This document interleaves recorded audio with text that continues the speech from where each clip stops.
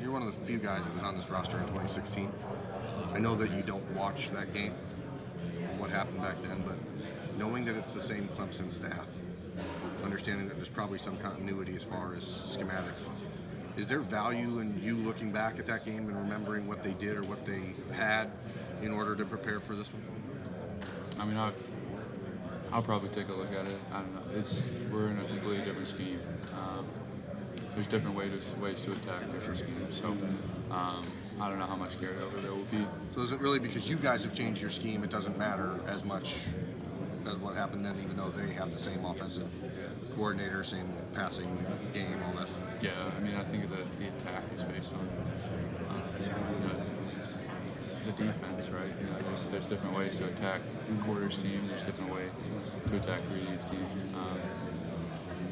So I mean, we're just focused on our day-by-day preparation. You know, we're watching the film, we're practicing, and we're just really excited for this year's game. Do you ever think about how much that game changed this Ohio State program? I mean, considering that essentially 2 days later, Ryan Day was hired to revamp the offense, and it looked like it had sort of stalled a little bit. I mean, is there any sense for you, as a guy who's been here through those years, that like, wow, that game was sort of a program changer, even though you guys have been great the whole time? Yeah, I mean, I was young then. I don't really know all the behind the scenes stuff that went on. So obviously we're extremely happy to have Coach Day as our coach. We love him. We're gonna play extremely hard for him. And yeah. Did you know how to lose as a freshman? Like, did it hit you, or was it like? Do you remember the feeling of walking off the field that night? Is like how you guys approached what had happened? I don't really remember the feeling. I just think the biggest takeaway, from that moment on was just kind of the realization that we have to win every game we play. Just take it week by week, because you can be knocked out of the picture any week of the year. So just take it week by week and win every game we play. Is there any motivation you can take away from that game as far as, hey, we remember what happened that night, we don't want that to happen again this Saturday?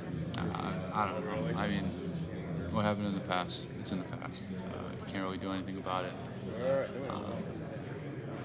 So, like I said, we're extremely excited, and we're up for the challenge. What are your overall thoughts on Clemson's offense from what you've seen on film? Yeah, great players, multidimensional, can hurt you through the air, on the ground.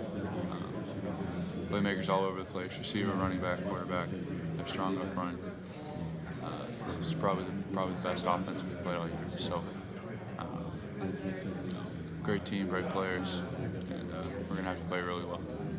I feel like, Tuf, you get asked a lot of questions that you are sick of hearing people ask you over the last few years of covering you. It seems like there's always a lot of questions thrown at you, people who doubt this, doubt that, are you okay, are you healthy, is this defense any good, like, at some point, do you feel like this experience with Ohio State and the media is boring or annoying?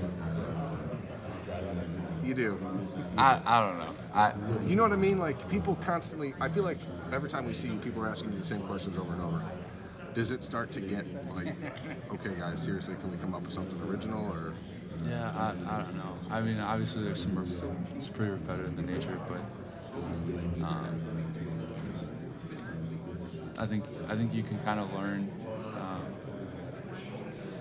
through experience and kind of get stronger through what has happened in the past. You can't really control it.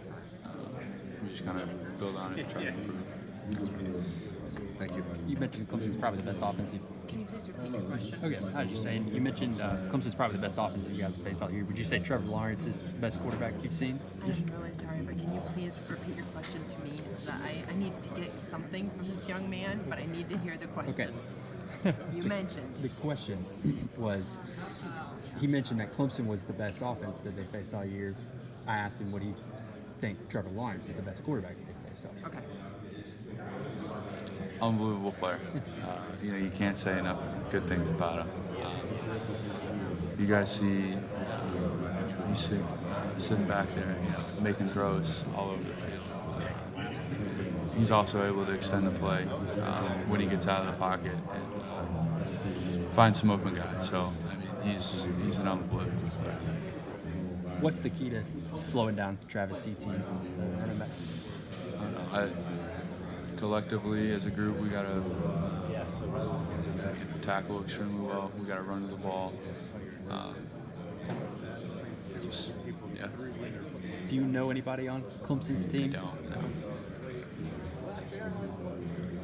Jeff had mentioned that when he ended last season, there was just a feeling among the defensive backs that they had broke BIA and that they were no longer the best in America. And they really wanted to get back to that. Did they verbalize that throughout the spring and the off season? Oh, absolutely. I think you hear it every day in practice. Like BIA, that's like they break down, they finish every practice with BIA. So I think those guys have done an unbelievable job. In their preparation throughout the year, winter, spring, summer, and their work that they put in showed on the field. So those guys have done a great job. How constantly did you hear about them wanting to return to that earlier in the year? Every day. Those guys, like I said, they talked about it, but it also showed their work. They put in the work and they've played extremely well. What sort of stands out about them when you guys are as a team watching back film? I don't know how often you guys do it as a team versus positionally, but what is often mentioned about them and the cornerbacks and safety? I mean, it's all position based. Yeah. I don't know. Those guys are just so talented, and they work so well as a unit. Jeff and Damon on the outside. I'd put them up with any receiver in the country. Those guys are that good. Jordan back there, safety net, gets everything else on the ground. And Sean Wade's just so versatile. You can put him anywhere on the field, and he's going to make it. So, those guys are unbelievable. When you say you put them up against any receiver in the country, like this is the kind of game where that really matters, is it not? Yeah. Clemson has very talented wide receivers. They'll swing it out to them, they'll make plays, and they'll go for 80 on them. They're just so talented. So it really helps to have those types of guys on the outside. When you're looking at their run game, sort of what's the most dangerous aspect of it?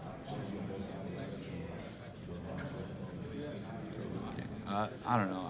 I think with any team, just letting guys get in open space. Anytime you got guys in open space, it presents problems. He's a great back. They have a great group of backs that are very talented, run extremely hard, violent, and they break tackles. So we as a defense are going to have to run to the ball and tackle well. Trevor Lawrence, is he sneaky fast? Is his running ability something you have to really be aware of as a linebacker? Yeah, I think he has the ability, not even like as well as the run game.